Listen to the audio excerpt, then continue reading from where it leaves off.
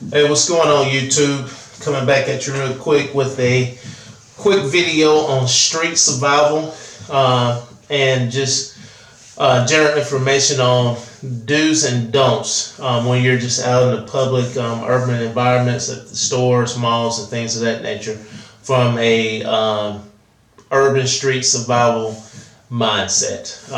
Just a brief history on myself. I'm a retired deputy sheriff where I worked for many years, where I received a lot of training in survival in general and also urban and street survival. I was trained by local, city and county and state higher ups, and federal officials also. Which honestly, to be truthful, it wasn't until I started receiving training on the federal level that I started to really realize how much I did not know before and how much there is to learn and to know just from training with the federal guys. But we're going to jump on in it real quick. Just a disclaimer, nothing that I'm going to go over today and either in past videos and future videos is to be used for the sole purpose to cause physical injury to anyone, male or female, or to have the purpose of harming someone. These things and information I'll be giving out is solely for self-defense purposes and survival purposes, be it in a street, urban environment, or be it in a wilderness, wildlife type environment. But let's jump on in it. One of the things that I noticed, and I notice these things a lot because I guess I just still pay attention a lot to my surroundings and other people, is one thing. The very first rule of survival is being aware. Being aware of your surroundings, where you are at that time and place. You want to always leave a way out. And when I say leave a way out, that means in any situation. If you're driving down the street and you're in your car and say it's about to be rush hour or it is rush hour, you want to try to have yourself a way out. You want to be able to know that if a car's coming up behind you real fast, what you need to do in that situation. So prime example, if you're at a mall, and ladies that's watching this, really pay attention to this, and definitely guys too. If you're at a mall, you need to know where you need to park, the best place for you to park. If it's at night, you want to be in an area where it's well lit, where there's a lot of light, and primarily, I know some people say this is lazy, because you don't want to walk, but traditionally you do want to park as close to the doors as possible, because if anything happens, especially with ladies, you want to be able to run to the safest place. And where is the safest place? At a mall or a convenience store or something like that, to where all the people are. You don't ever want to be isolated or by yourself in any situation or circumstance, because strength is in numbers. If you can get enough people to come to you, to your location, and, where you need help, you're going to have a better and higher chance of survival with more people there. One thing is good to do also is, especially if you're a lady, leave out of the mall or leave out of the store with other people. Not saying it's people that you came with or somebody you know, but leave out with a crowd of people. 3, 4, 5 people, especially during the holiday seasons. I know Christmas is tomorrow, but during the holiday seasons and stuff like that, leave out when several other people leaving out. That way, there's more people around you and more people to see you if for some reason you have to scream and ask and need for some assistance or need help. For the guys also, it's always good to be aware. Don't ever assume that nothing's going to happen to you, because that's going to be the time something will happen to you and your guard's down and you're not prepared. But definitely being aware of your surroundings is number one thing, because if you don't know where you are, where you're going, your ins and outs, then you might create a trap for yourself. And no one wants to be trapped, and especially you don't want to build a trap for yourself. One of the also key thing, I'm right-handed. I train with my left and my right, so I guess you can say I'm ambidextrous. I can use my left just as good as my right, but the thing is I am right-handed. So at the end of the day, my right hand is going to be stronger, faster, more accurate than my left, regardless how well I train it. So one of the suggestions I can tell anyone is whatever hand that you're predominantly strongest at, whichever is your strongest hand, it's the hand you want to always have empty. When I say empty, it means no phone in your hand, no keys, no wallet, no nothing in this hand. For the simple fact, if something takes place, you want the fastest, strongest hand to be your weapon. And to get to your weapon. I have a video that I put up prior to this called EDC, Everyday Carry, and it goes over different tools and weapons, I call them tools, that you should carry on your body or your person whenever or wherever you are. Obviously, if you're at home, you don't need to. Hopefully you don't. But when you step outside of your house, you need to have these type of tools. And each tool is going to be based on individual preferences and what works best for you. And training with them again, familiar with them is key. But you want to have this hand free because this is your fastest hand. It's going to be your most accurate hand. If you have to punch, if you have to block, if you have to go to one of your weapons like this. This is my neck knife. I talked about this knife in my EDC video. Go check that out. It's a pretty good video. But you want to be able to get to your weapons fast, and you want to be able to get to them very accurately. So, and this is just a neck knife. It holds the knife in a sheath here up under your shirt. It's concealed. Don't know it's there. Make sure you check with your state and city local governments to see what type of weapons that you're allowed to carry concealed and unconcealed, because you don't want to be doing anything you're not supposed to do. But you want to be able to get to these things fast, just like that. You don't want to ever get caught in a situation where you're just blindsided.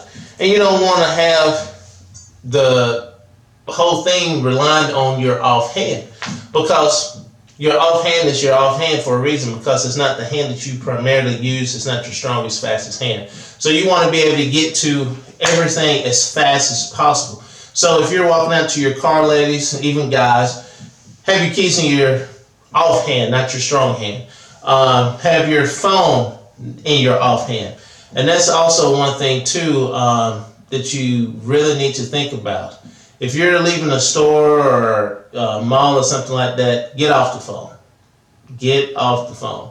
Because the phone is a distraction. It's going to distract you from all your surroundings. It's going to distract you from the guy that's probably been following you all around the mall, ladies, waiting on you to go back to your car before they can assault you, rob you, take your stuff. Even for guys, you might have a group of guys that's been following you, seeing you spend money or whatever, and they're, trying to figure out which way be best to try to take you going to your car and stealing your stuff. So honestly, the phones and stuff is just a distraction. Put that down.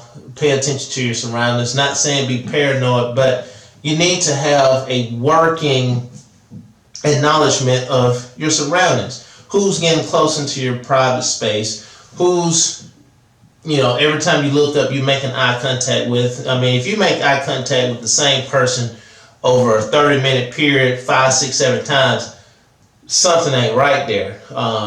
You need to pay attention to that person more and more. But these things is going to keep you safe. One thing with the pocket knife that I talked about in my EDC, this knife here, I keep it with me at all times. I had a commenter that says if someone was behind me and I pulled it out this way, it might rub against them and not open all the way. Well, with this knife, it works in any direction. So if somebody comes behind me, Obviously, I don't want to open it up like this where it might hit them or not open. So I can open it up to the side, just like that. Or I can open it up to the front by just putting my hand in my pocket, drawing it out just like that. So this knife is fast. It is a 100% self-defense knife. This is what I use this knife for. It is 13 inches. The blade itself is 6 inches. The handle is right at 7 inches. Very, very sharp. You see, it's a very, very pointy knife. It's called a stiletto blade. This is designed for stabbing. This knife is not going to be legal in a lot of states, so make sure that you find out. Where I am, we have absolutely no knife laws, so we can carry as swords if we want to. There's no laws for knives and bladed objects. But once again, that's why you want to have your right hand free, so you can get to your weapons as fast as possible. Another thing is best for just street survival. Like I said, know your surroundings and your environment. Know where's the entrance and the exit. You might have to get to an exit. You might need to get to an entrance real fast. If you're going to your car, most modern day cars have keyless entry. Go ahead and hit that where the lights come on inside the car. That way you can see if someone is in your car. A lot of people put their stuff in the trunk, get in the car, they're on the phone, not paying attention what's in the back seat or what's in the back of the SUV area. So you want to make sure you know that. Also, do not ever park where is a wall behind you or in front of you, because that wall may become a dead end. If somebody comes the other direction and the wall's behind you, you can't run. And believe me, it doesn't matter how good you are, how many weapons you got and all this, one of your number one ways, to find safety is run. Running is better than sitting there fighting and probably dying or getting severely injured. So if you have to run, and running is the safest thing for you, run. That is key. Run.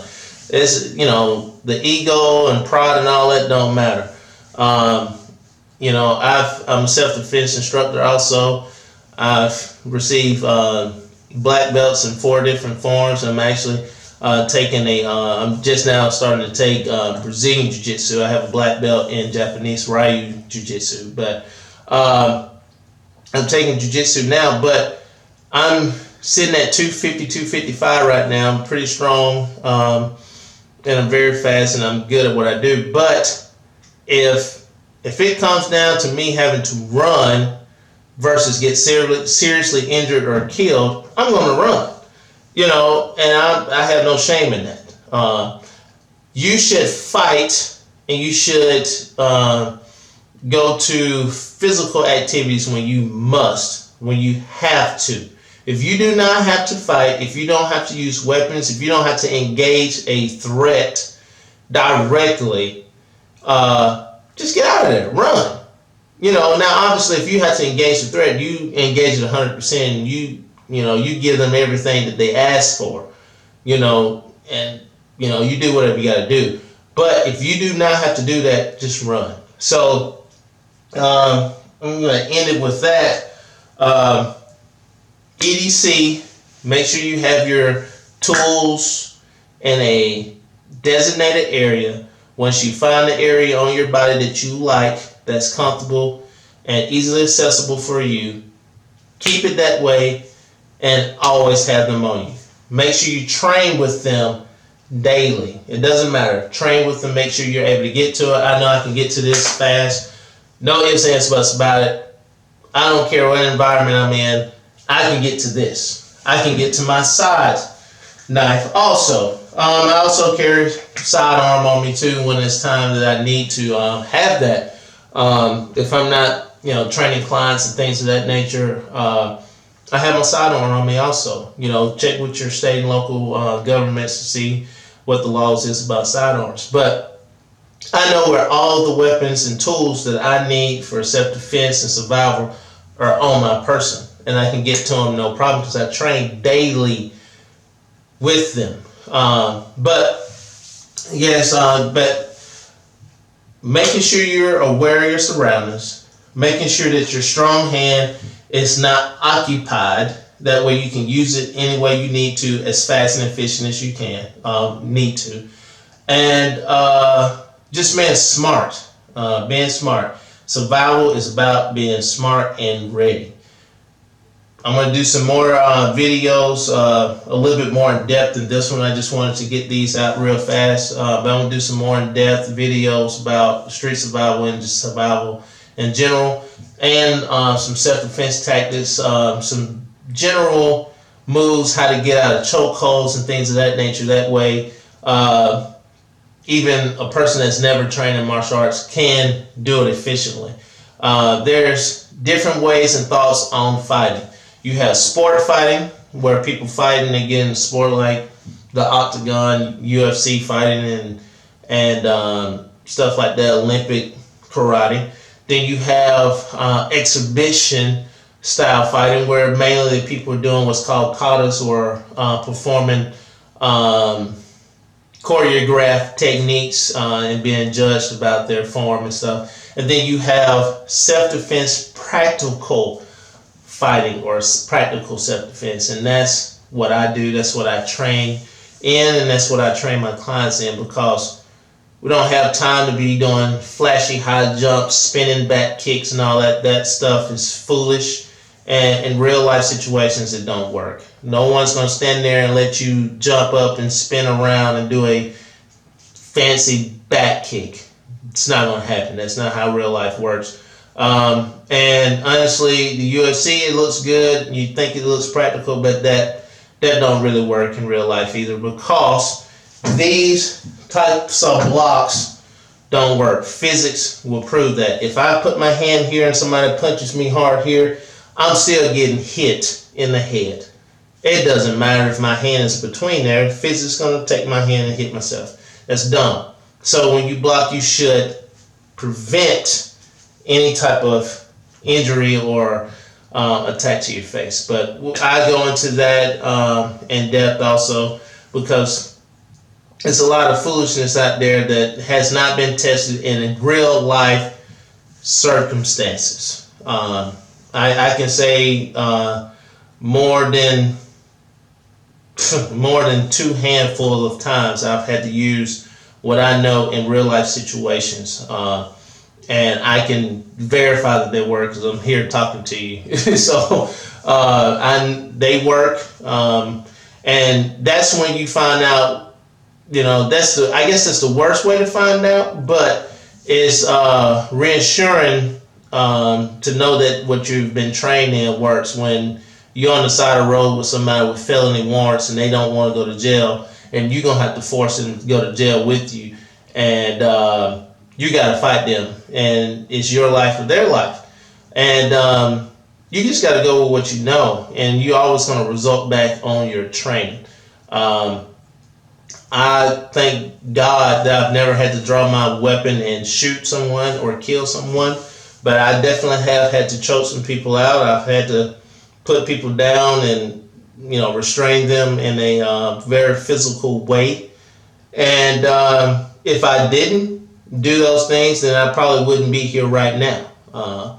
So I know what works, and I know what does not work. So I'm going to talk about those also in future videos. But like I said, be aware, pay attention, keep your hands empty, especially your strong hand. Make sure you have your EDC tools in a location that you can get to fast and efficiently and use. And honestly, if you don't have to fight, if you don't have to have a physical altercation with somebody, just get out of there.